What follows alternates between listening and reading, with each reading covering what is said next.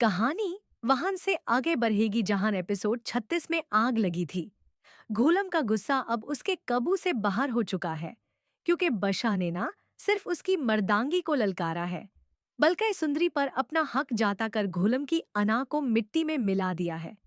Episode 47 की शुरुआत में हम देखेंगे कि घूलम, जो अब तक सिर्फ धमकियां दे रहा था, वो अब खूनी खेल खेलने पर उतर आएगा। वो अपने अदों को इकट्ठा करेगा और बदशाह के ठिकाने पर हमला करने की तैयारी करेगा।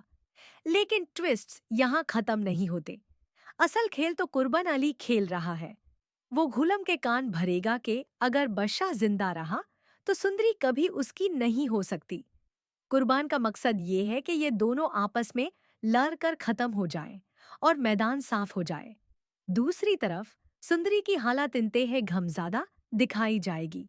वो अब तक सिर्फ एक खिलौना बनी हुई थी, जिसे घूलम और बशा अपनी मर्जी से नचाना चाहते थे।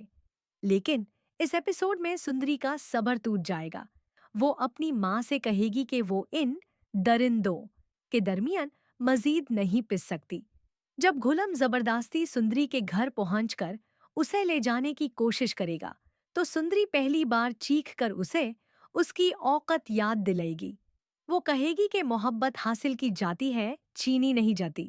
कहानी में सबसे बड़ा मोड़ तब आएगा जब बशा और घुलम का आमना सामना होगा।